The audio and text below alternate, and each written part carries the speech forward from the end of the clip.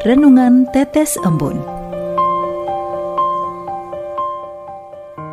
Renungan Tetes Embun Radio Katolikana. Hari Selasa, 29 Agustus 2023. Sumpah. Maka sangat sedihlah hati raja. Tetapi karena sumpahnya dan karena tamu-tamunya, ia tidak mau menolaknya. Kutipan dari Injil Markus, bab 6, ayat 17-29.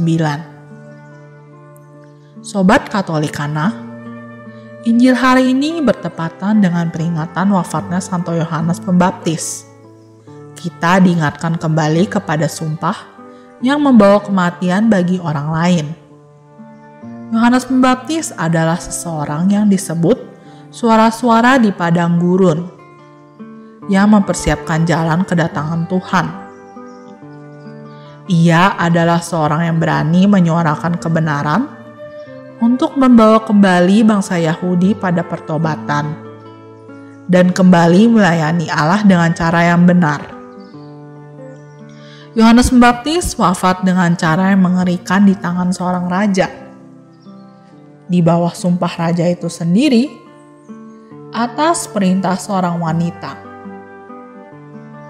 Pada akhir masa hidupnya di masa pemerintahan Herodes Antipas, Yohanes Pembaptis dengan berani menyuarakan kebenaran bahwa pernikahan Herodes dengan Herodias, yang adalah istri adiknya sendiri, Filipus, tidak sah, tidak diakui menurut hukum Taurat, yang artinya adalah tidak benar di hadapan Tuhan.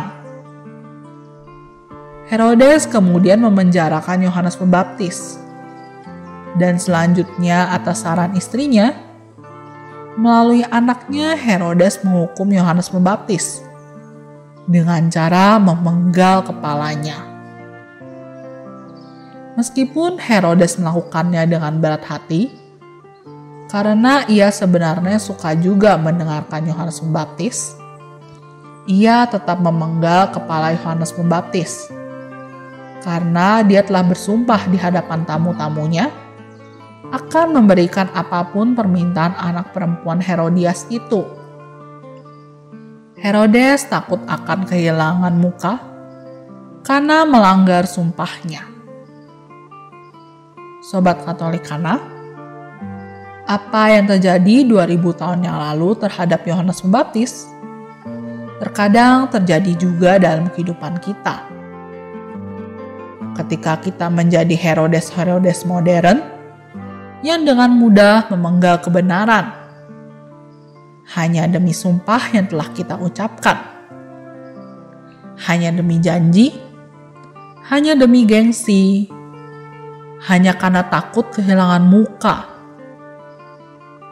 Ketika kita dengan mudahnya mengucapkan sumpah, kemudian dengan mudahnya kita mengorbankan kebenaran untuk mempertahankan sumpah itu. Ketika kita sibuk bergumul dalam urusan duniawi, kita setiap hari di mana kita harus memilih menyelamatkan muka kita atau mengakui kebenaran di hadapan semua orang, dan kita memilih menyelamatkan muka kita. Sobat Katolikana, kita tidak tahu apakah kematian Yohanes Pembaptis memang sudah diatur sedemikian demi kemuliaan Tuhan, ataukah memang korban harga diri seseorang.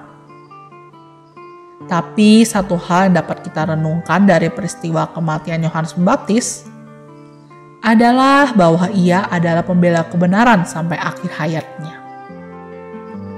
Bahwa ia membuka jalan untuk kehadiran Tuhan di dunia ini dalam wujud putranya, Yesus Kristus.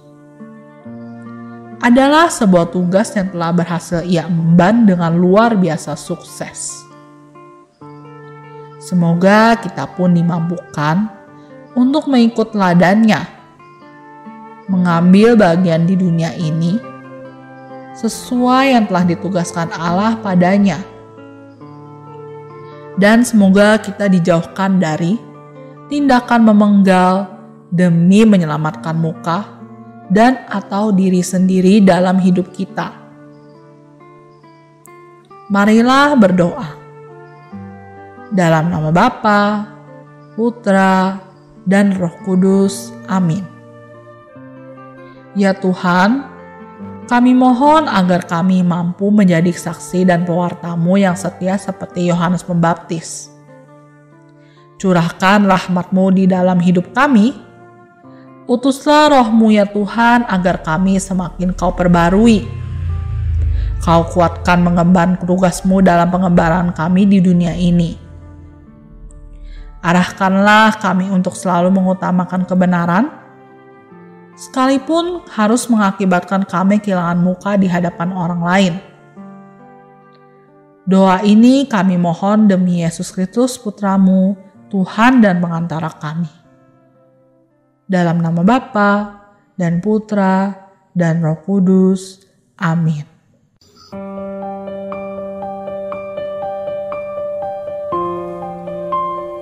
Demikian Anda telah mendengarkan Tetes Embun yang dipersembahkan oleh Radio Katolikana. Renungan Tetes Embun bisa Anda simak di Radio Katolikana, media sosial Radio Katolikana, dan YouTube Katolikana. Terima kasih dan sampai jumpa.